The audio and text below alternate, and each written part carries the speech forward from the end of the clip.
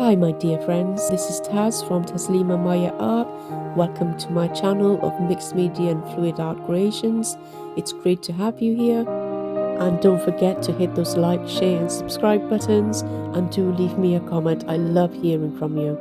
Welcome back to the Fluid Art Express this Sunday, and as usual we have a talented line of artists whose links are down below, as well as a playlist. In a recent poll on my YouTube community page, I asked my viewers what they'd like to see more of from me, and the majority chose something that I'd never done before. So this week I'm going to be trying my hand as a beginner at dot mandala painting with a pebble as a substrate. Now, it's my very first time trying anything like this, and I was inspired by Nathan Linsell from The Fine Art of Distraction, so do go check his channel out. The link is in my description box below. So let's see how I fared. We'll start with a few words on tools, paints and substrates. So I've had these pebbles in my house for nearly 2 decades. They were a decoration in a tray that I previously painted with house paint, and I'm just giving them another coating here using silk emulsion house paint from the UK. But you can also spray paint the rocks to give it that base coat you need. Good day everyone, and welcome back to my channel. So as you can see, we've got a few different things in front of us here, and the reason for that is that recently I did a YouTube poll where I asked my viewers what they'd like to see more of, and I had a number of different options there, from hot glue art to alcohol ink art or resin art, or one of the options was something completely new that I've not tried before.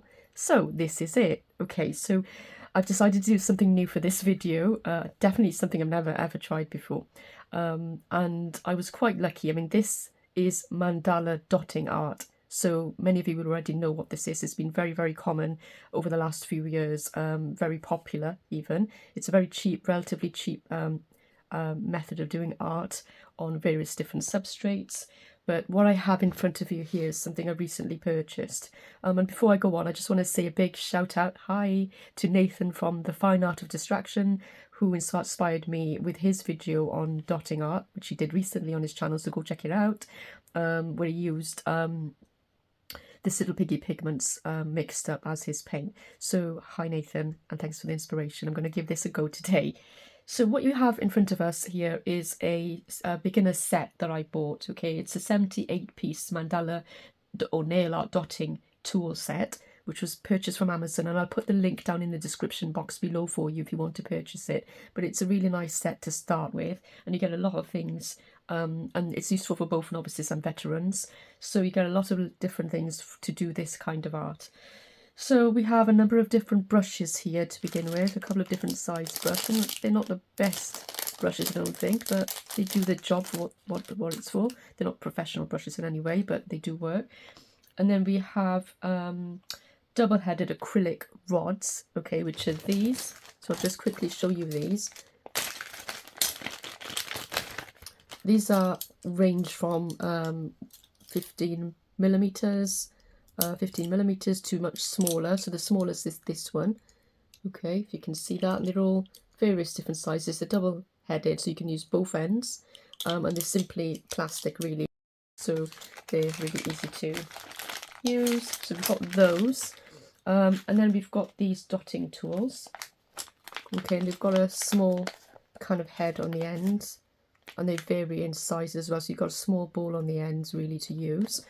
A couple more of the perspex ones, not acrylic, perspex ones here, smaller. I'll pop these in with that bag really for now.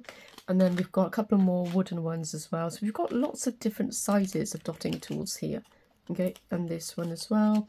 And we've got these, and these are double-headed acrylic rods with a ball stylus on the ends, which is really cool. The largest one is actually really quite big, if you can see that. And we've got all the way down to this size, which is really quite small. Okay, so we've got those beautiful tools to use, and on top of that we have a sponge that comes with the set, as well as a little tray to mix your paints in or put your paints in even.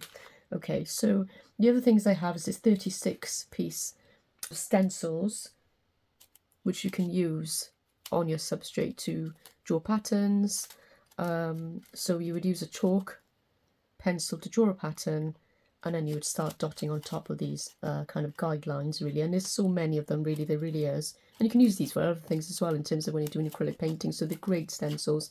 There's so many of them, honestly, look. Loads. And they're fantastic, you know. So quite hard to show you them actually on here. So we've got that one, and then a flower one, and then another flower one. So lots of different styles. And this is a nice starter set, I think, as well, and particularly as I'm a beginner. Now, I did buy another set as well, which was larger. So I had these stencils come in a larger set, and that simply was just a couple of pieces. I put the descriptions in below, but these are quite nice as well. I'm probably going to use one of these for my rock, which I'm going to paint for you today, with any luck. So let's pop these over to the side and see what else we have here. Now, years ago, many moons ago, I had a load of rocks in my house on a tray, and I painted them acrylic. Sorry, it wasn't acrylic, it was house paint black. So these, I've got them out. They were completely dusty. It was under a piece of furniture which I wasn't really, and they were really dusty. So I've dusted them off and cleaned them off today to be able to use them in my dot painting, and they've come in handy, and I'm really glad I didn't throw them away. There's absolutely loads of them in my house, and I just didn't think about doing dotting art until now, so they're going to come in handy, and I don't even need to paint the base on. So if you're going to be painting on a rock or a pebble, you do need to paint a base paint on there, and ideally house paint is the best thing to put on there. Otherwise, when you make a mistake with your dots using acrylic paint and you wipe it off with a wet wipe, you'll end up taking off the base paint as well by accident. So the house paint is a bit more permanent when you put it on. Okay, so I would suggest you paint your rocks or substrate with house paint if you have it. So on to the next question now. What kind of paint do you use for dot art? Well, most dot painters prefer to use acrylic paints for the artwork because the brand you choose doesn't actually matter. It's the consistency of the paint that's important. So some paint may be too thick and leave a mound or point at the top of the dot, and others may be too flat. You need to find the medium consistency between the two. And there's lots of brands which are really good. One of them is Deco Art. So I'll just show you a couple of examples of bottles here. These are Extreme Machine ones. You can get regular ones. So you've got all these Extreme Machines would work because of the consistency, and I'll show you the consistency in my little tray in a minute, in my little palette. So the other paints that I'm going to trial today are the Colour Art Vivid Intense paints. Now, some of these might be transparent. If they're transparent, you can add a little bit of titanium white from any brand, as that would make them more opaque, and therefore you wouldn't see the base colour, this black colour, underneath them or through them once they're dry. So I'm going to play around, do a little bit of experimentation today. I'm not sure if I will mix any pigments up. I might try that at a later stage, but today we're just going to play around with a couple of colours and see what we come up with. So that's the plan today. Right, so very quickly, guys, you don't need to go out and spend a lot of money when you want to start dotting art or mandala dotting art, okay? There's a lot of things around your house that you could possibly use that are just as good and do the job perfectly fine. So you wouldn't need to go out and purchase things. I'm going to show you some examples of things that you may have in the kitchen drawer, in your craft room, or elsewhere in your house that you can use. So you can use any form of pen that has a flat tip to it, pen or pencil. So this one has got a nice little flat tip. And there's loads of these pens of different sizes. Any pencils, and also if there's a rubber at the end of your pencil, you can sharpen the rubber in a sharpener to create different types of points, different diameter points. And also you can use this end as well for smaller dots. You've got lots of paintbrushes as well. You probably have lots of paintbrushes with different size ends, so you can use those as well. And also this is another pen I found which is perfectly flat. It's really good, so you can use that as well. Another pen again, and you just need to find a variety of sizes. So this one is perfectly flat, perfectly circular, would work perfect for dotting. And also just to tell you that you can always use glue sticks. Glue sticks are ideal for the one particular diameter size of dotting tool, and if you look at that, that is literally perfect. That would give me a perfect dot size dot that's completely flat, and they're quite inexpensive. You probably have them lying around the house. And again, that's not it. There's lots of different things you can use.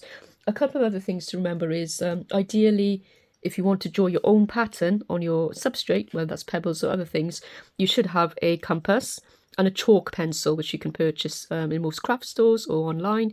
And this one is not a chalk pencil. I don't actually have one, so I'm going to be doing something slightly different and seeing if this works. So I'll show you what that is in a minute.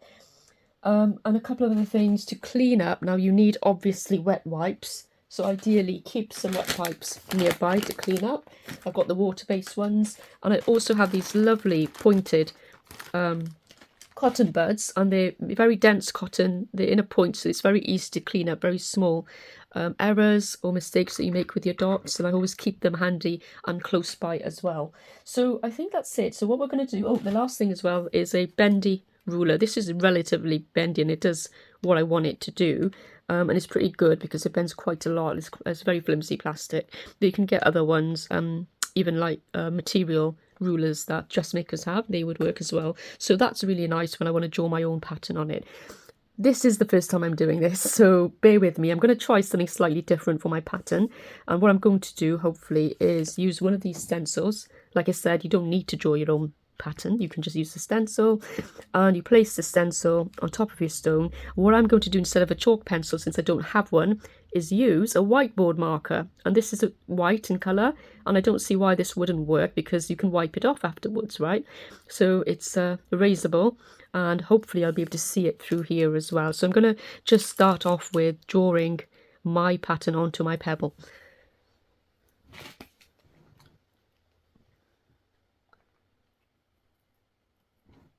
And I don't need it to be really obvious. As long as I can see it, that's all that matters for me, I think.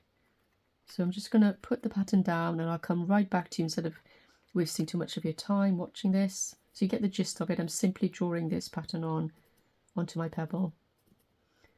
And that house paint I used was Johnson's Silk, walls and ceiling silk in the UK. But you can use any kind of silk, satin based, eggshell based house paint that's available in your country. So again, like I said, this is the first time. I'm not going to be too precious if this doesn't work. I think in the future I might do what Nathan did and try and mix up some of my pigments.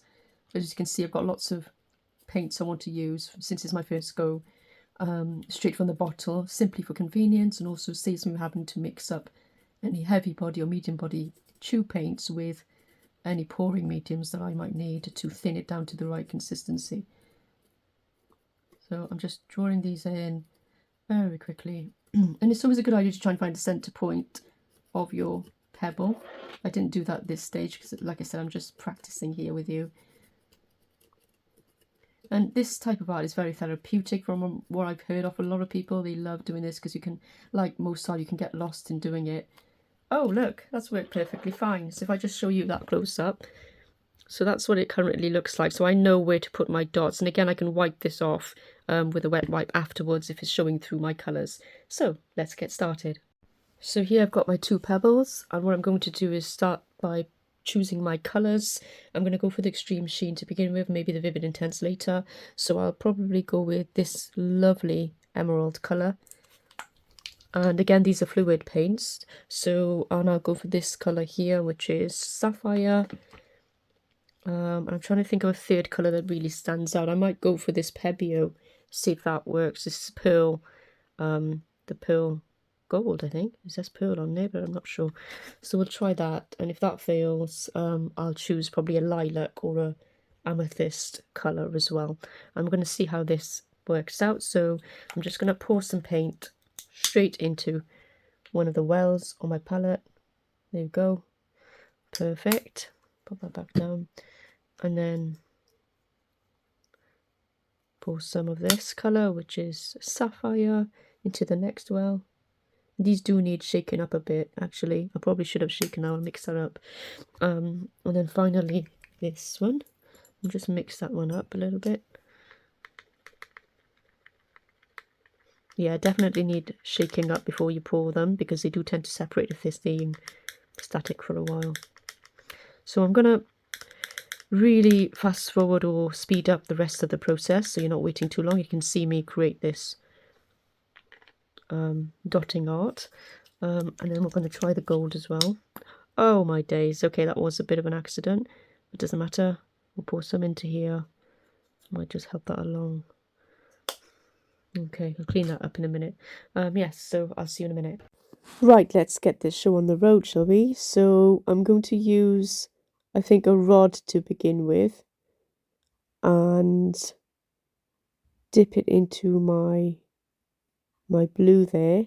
And I need enough really on the end of it. So too little can cause problems and too much can also create a mound. So I just need the right amount and lightly kiss the surface rather than go too hard with it. And you can go over it if you make, or if you don't have enough paint. That's what I'm currently doing. Sorry about that angle of the camera there, I should have changed it.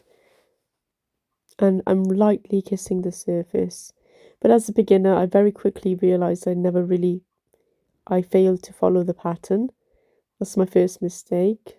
So you can see that there where I've skipped the line there and put that dot in the wrong place. But this is a learning curve, so I'm learning as I go along. I probably should have started with the centre dot, right? It's a beginner's error. I'm going to go in with the gold with a larger dot in the centre now. And again, I'm not being too precious at this stage. I'm just learning and seeing how it works with that beautiful consistency. That's not too thick. It's not really leaving a trace when you pour it with the paint. It's very liquid, but it's also not too thin either. So I've got the centre dot down there now. And I'm going to start speeding up the process from here on in. So I'll play a little bit of music for you as this develops. So this acrylic paint is perfect consistency straight out of the bottle and makes it really convenient, I think. And I make a bit of a mistake, so I get my cotton bud and swipe it up again. I can also use these silicone tips as well, which come with the set to clean up. And again, I continue then in the same vein using different sized heads for the dotting tools to create different sized dots.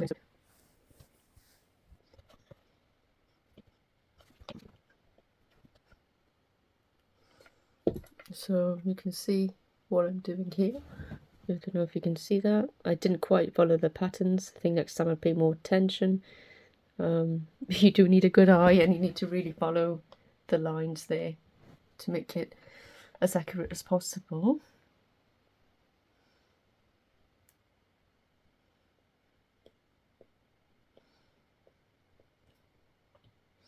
And the other thing is when you load up your dotting tool, it does run out if you're dotting more than once and you need to reload it for the other way. Here we go.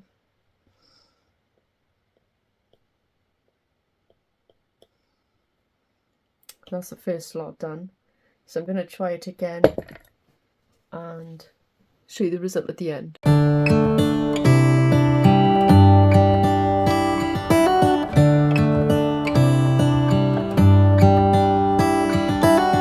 How come the stars come to shine when it's dark from so far away and show us where we are? What makes the sun go to sleep every night, and what's it dreaming of? I wonder. And here you can see me making a mistake and then having to wipe it off, and I'm using my cotton bud and a wet wipe, and it's easy enough to do so. But it does remove the markings as well because they are in whiteboard marker, of course. Why does the rain always keep on pouring down? Okay, so I've learned a few things from my first session ever. The first is that you really need to try and follow the guidelines. I didn't. I kind of went freestyle and I went a bit crazy. I think it's because it's my first time. I was a little bit nervous, and also I just didn't follow the lines. And now I'm sort of freestyling it big time, so I'm just placing dots wherever I wish to. And I think for your first time it's okay to experiment like this and just see where you go with it, because the idea is really getting used to the size of dots, the pressure you need to put in, how the paint kind of runs out as you keep on dotting, like learning things around the whole kind of technique.